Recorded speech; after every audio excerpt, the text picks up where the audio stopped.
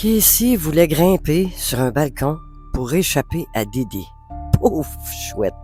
Les jurys ont entendu le témoignage d'un ancien styliste qui a déclaré avoir vu Sean Combs battre à plusieurs reprises Casey Ventura et menacer de publier des vidéos sexuelles dont elle faisait partie.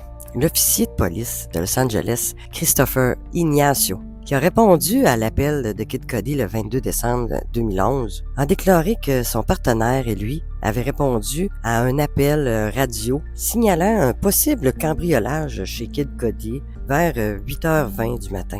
Quand ils sont arrivés là, il a remarqué qu'il y avait une Cadillac Escalade noire devant la maison qui a démarré à toute vitesse dès l'arrivée de leur voiture de patrouille. Le policier a rajouté qu'il avait noté la plaque d'immatriculation et qu'après l'avoir vérifié un peu plus tard, il avait découvert que la voiture appartenait à Bad Boy Productions, donc à Didi.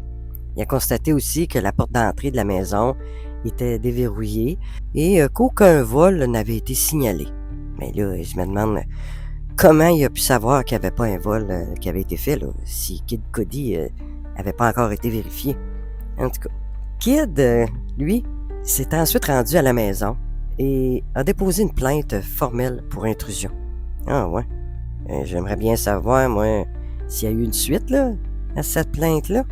Parce que jusqu'à maintenant, moi, ce que j'ai su, c'est que Kid Cudi avait rencontré Didi quelque temps après pour soi-disant arranger les choses. Mais nulle part ça a été mentionné s'il avait retiré sa plainte ou non. En contre-interrogatoire, là, le policier a convenu avec l'avocat de Didi que cet incident-là constituait seulement une intrusion, non un cambriolage. Je m'excuse, là, mais il n'y a pas seulement une intrusion, là. Il y a eu vandalisme. Parce que je le sais que Didi avait tout ouvert les cadeaux de Noël sous l'arbre. Moi, j'appelle ça du vandalisme.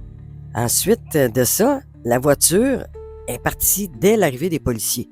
Alors, pour moi, là, c'est un délit de fuite, il me semble, non? En plus que quelques semaines plus tard, la voiture de Kid Cudi avait été incendiée par des cocktails Molotov, puis Cudi avait déclaré soupçonné à ce moment-là Combs d'être impliqué. Mais là, ça prend pas une tête à Papineau, là, me semble, pour comprendre que c'était bel et bien Didi qui était rentré par infraction, parce qu'il avait appelé Kid Cudi, qui se trouvait avec Casey à ce moment-là, de la maison. Puis pour surenchérir, il y a encore bien moins de doutes, là, après que le policier il ait affirmé avoir vérifié l'immatriculation du véhicule qui appartenait bien à Didi. C'est plus des doutes, là, rendu là. C'est une certitude. On dirait encore qu'il y a quelqu'un qui veut noyer le poisson, là.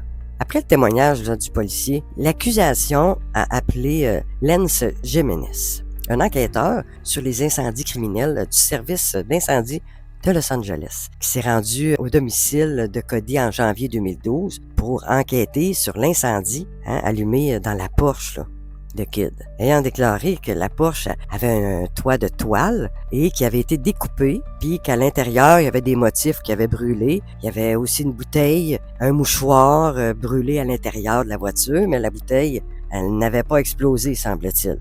Jiménez a décrit l'incendie allumé dans la voiture de Kid Cudi comme un crime ciblé. J'espère. L'incendie criminel est l'un justement des actes énumérés dans les allégations de complot de racket contre Sean Combs.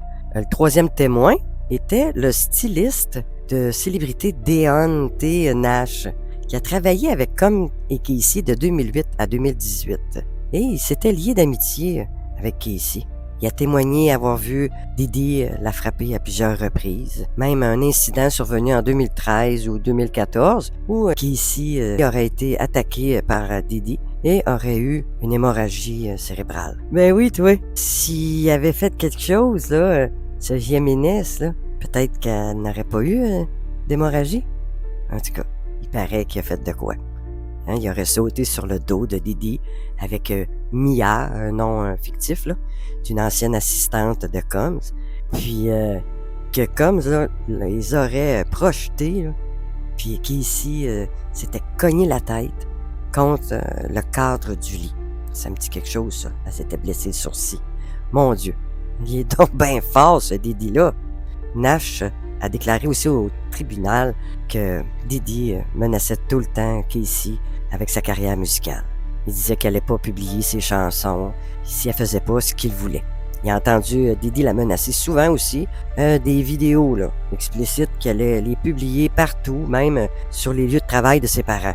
Nash, il a continué en disant que Casey lui avait confié qu'elle voulait pas participer au freak-off. Qu'elle voulait pas faire ça, là, ces performances sexuelles-là, là, sous l'emprise de la drogue que Didi leur donnait de force. Depuis le début du procès, il y a plus de 15 témoins jusqu'à maintenant qui ont témoigné. Donc, ça fait quand même pas mal de monde. Mais ça, c'est le nom des témoins que l'on connaît. Sûrement qu'il y en a plus, mais pour le moment, moi, c'est tout ce que je sais.